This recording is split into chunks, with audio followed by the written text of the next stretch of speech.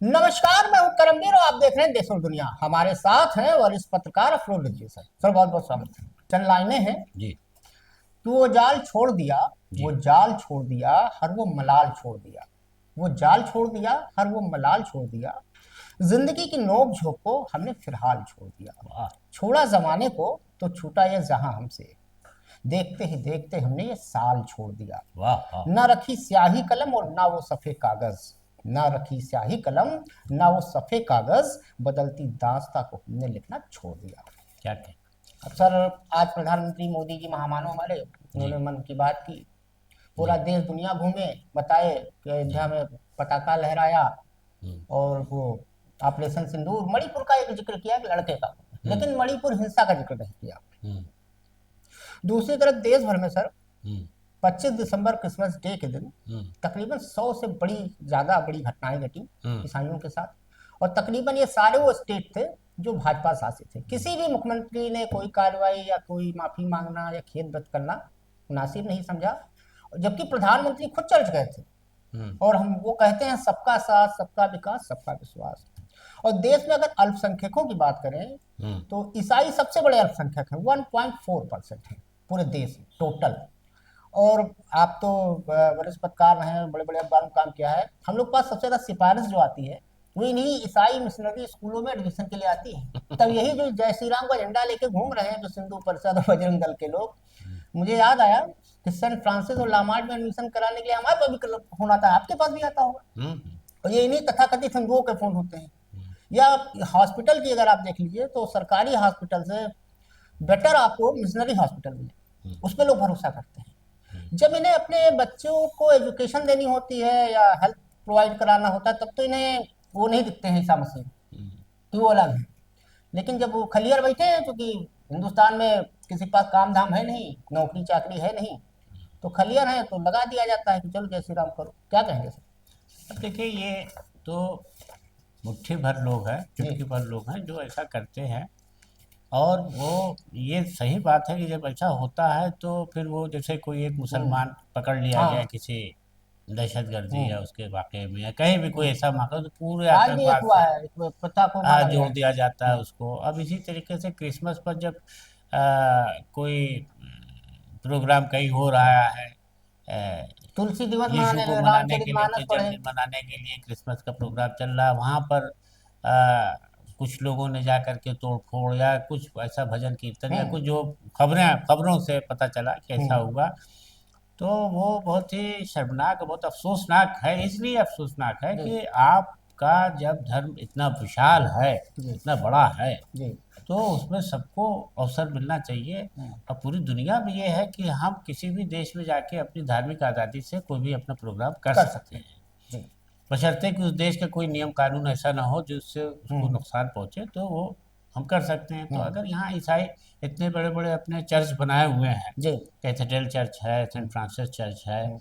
और Catholic church है, तमाम चीज़ें बनी हुई हैं, और लाल बाग गर्ल्स कॉलेज चल रहा है, हम्म। आईटी चल रहा है, इसाबेला थाबर्न डिग्री कॉलेज देश के चल विकास रहा में है। बहुत बड़ा योगदान और रहा है। पूरा मदर आप टेरेसा उनकी हैं। एजुकेशन जी। व्यवस्था से इतने ज़्यादा सेटिस्फाई हैं कि हम्म। हर हर आदमी हाँ, चाहता है कि बच्चा, सिफारिश लगवाता बिटिया है। चाहे आईटी में पढ़े, हाँ। लड़का सेंट फ्रांसिस में पढ़े, हाँ। क्राइस्ट चर्च में पढ़े, हाँ, सेंट लामार्ट में जेवियर्स में पढ़े। पढ़े, लामार्ट में पढ़े। वहाँ पर तो बड़ा अच्छा लगता है बहुत कि बहुत। ईसाइयों ने एक ऐसी चीज़ हमें तो बना के दे कि दी हमारा आपको स्टेटस पढ़ने के बताते हैं कि लिए। मेरा हाँ। लड़का लामार्ट में पढ़ता है। हाँ। तो आप अगर बताइए कि अगर आपकी सरकार या हमारे देश का संविधान इस बात की इजाज़त देता है कि वो यहाँ पर चर्च बना रहे हैं जी। और उसको लोग घूमने जा रहे हैं, देख रहे हैं, हम्म। तो फिर आप इसका विरोध क्यों कर रहे हैं? तो ये तो यही माना जाएगा ना कि मुट्ठी भर लोग हैं जो ऐसा करते हैं। हालांकि जब वो उस पर सरकार या कोई कुछ नहीं बोलता, हम्म। तो ये उंगलियां उठने लगती हैं, सवाल उठने लगता है कि आखिर ये चुप्पी क्यों? क्या किसी को ऐसा समर्थन दिया जा मिला हुआ है कि जी। ऐसा करो, हम कुछ नहीं होने देंगे तुम्हारा? अब सर, एक मुद्दा है कि कल सोमवार है, कल सुप्रीम कोर्ट खुलेगा। हालांकि इसमें विंटर वेकेशन की छुट्टी चल रही है। हम्म।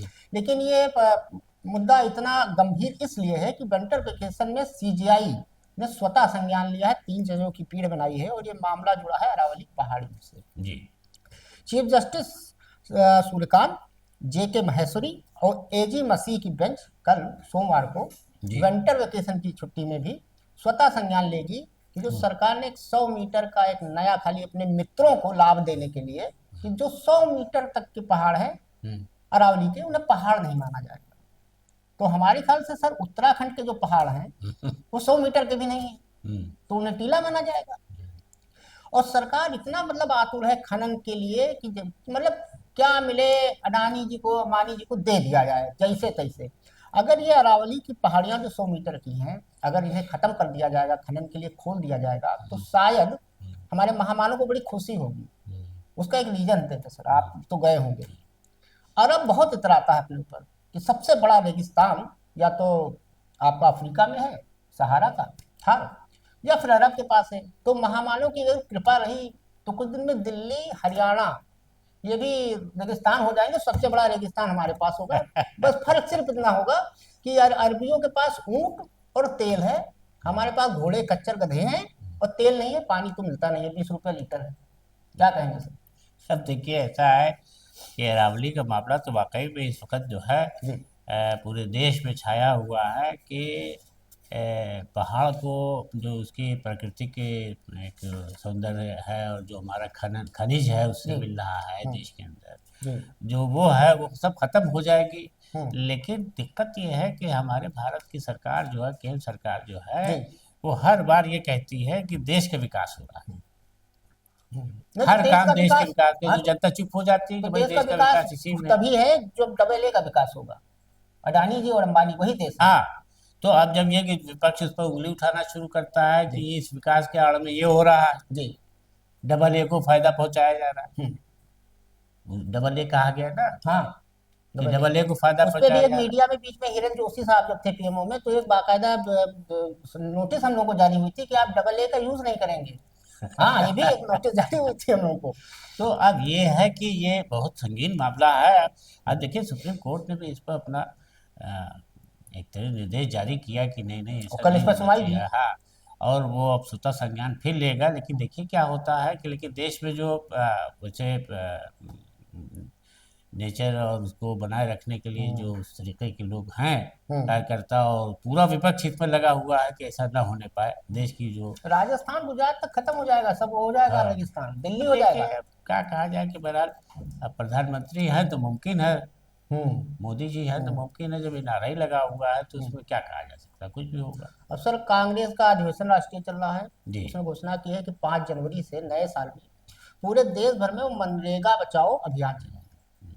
उसका भी नाम बदल दिया गया है, जी राम जी क्या पता नहीं क्या कर दिया गया। जी राम जी कर दिया हाँ, गया, तो अच्छा अच्छा। जैसे इनको इंडिया से नफरत हुई थी जब इंडिया गठबंधन बना था, तो हमें याद है कि G20 की मीटिंग थी दिल्ली में, हाँ, तब तो तब इंडी क्या कर किया दिया, था, वो इंडिया तब नहीं, भारत कर हाँ दिया भारत कर था। दिया, प्राइम हाँ मिनिस्टर भारत, हाँ राष्ट्रपति भारत। हाँ, ये खेल हुआ। ठीक है। अब 5 तारीख से शुरू होगा रोजगार का जी। और आप हमको याद है अब सर कि देखिए। हाँ। कोविड के टाइम में सर, अगर सबसे ज्यादा जॉब किसी ने प्रोवाइड किया जब लोग पलायन कर रहे थे हजारों किलोमीटर पैदल चल के, तो मनरेगा ने दिया। उन्हें 100 दिन की गारंटी जो है, 20 साल पुरानी योजना है।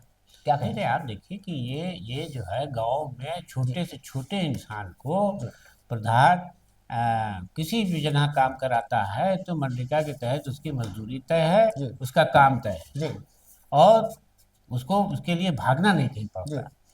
अब उसमें क्या हेर फेर हो रहा है, देखिए ये तो आमतौर पर रहा है कि जो भी सरकार आई है हम्म वो अपने हिसाब से हर योजनाओं को, लेकिन जो बड़कपन दिखाता है सरकार पे कि अगर योजना से जनता को लाभ हो रहा है तो जी ना तो उसका नाम बदलने से उसको लाभ है, ना उसमें कोई हर रद्दोबदल करने से है। जी इन्होंने अभी की चीज वक्त राम जी का मसला, राम मंदिर और ये सब को लेकर के जनता ज्यादा खुश है आप प्रधानमंत्री जी झंडा से। उंडा भी फहरा चुके हैं। तो उन्होंने कहा कि गांधी जी को हटाओ, इन्हीं को रख दो, अब राम जी से बड़ा कहो। लेकिन विदेश और जाते हैं तो मिसाल दी कि गांधी जी ने मरते मरते हे राम कहा। अच्छा, वो इसीलिए कह रहे थे कि तुम्हारी योजना बदल देना हाँ, जब मोदी जी आएंगे तो तब। अब बहरहाल कि वो उन्होंने गांधी जी के नाम का हम्म? अब गांधी जी चलाया। को वो बेच रहे हैं, पहले कांग्रेस ने अब बेचा। क्या कहा जाए, उसमें कुछ कहा नहीं। देखिए धर्म का मामला जब आ जाता है हम्म कि अब वहां पर ये छेड़ दिया गया हम्म कि वो राम से चिढ़ हम्म कांग्रेस को, हम्म और उसमें राहुल गांधी को हम्म, निशाने पे लेकर आ गया कि पप्पू को किया गया। इससे चिढ़ा है, राम जी के नाम से अब एक सर बड़ी दुखद घटना हुई बीते दिनों, तकरीबन 17 दिन पहले, चिढ़ा। देहरादून की घटना का कल भी हम लोगों ने एक जिक्र किया हाँ था। हाँ हाँ, आज फिर देहरादून ही मिला उसमें कुछ। कश्मीरी को हाँ, मारा। अब पुष्कर सिंह धामी साहब वहाँ के शाल मुख्यमंत्री बेचने हैं, वाले को, हाँ। और अपने लखनऊ विश्वविद्यालय के छात्र रहे पुष्कर सिंह धामी। तो हुआ क्या कि सर एंजल चकमा और माइकल, ये दोनों छात्र हैं, वहाँ पढ़ते थे देहरादून इंस्टीट्यूट में। तो उनको मारा इतना गया कि एंजल की मृत्यु 26 दिसंबर को हो गई। उसके गर्दन, पेट और रीढ़ की हड्डी में गंभीर चोटें आई। इतने निर्दयता से उसको पीटा गया, और पीटा इसलिए गया हुटिंग करके कि चाइनीज हो। चाइनीज हो। और देहरादून आप भी गए, मैं तो रहा हूँ, चाइना मार्केट है पूरी देहरादून। और जितने संगी हैं और जितने बजरंग दलिया हैं, और चाइना से इतनी नफरत है, झालर से लेके कंप्यूटर में यूज हर चिप तक चाइना का है, और चाइना से इतनी नफरत है।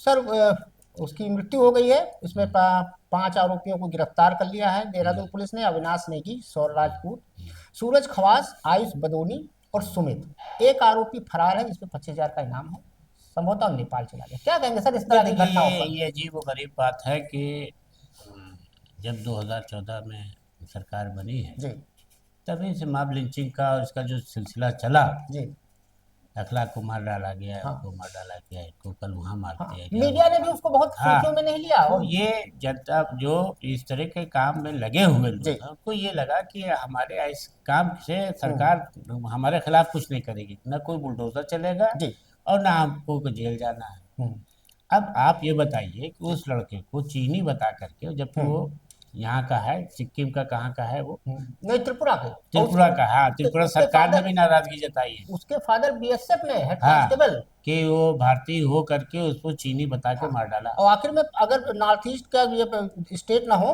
तो चाइना कब का घुसाया होता? मोदी जी तो झूठ बोल ही चुके हैं हाँ, संसद में, ना वो भी कोई बाहर आया है चाइना बाहर ना कोई गया है। आ जाता।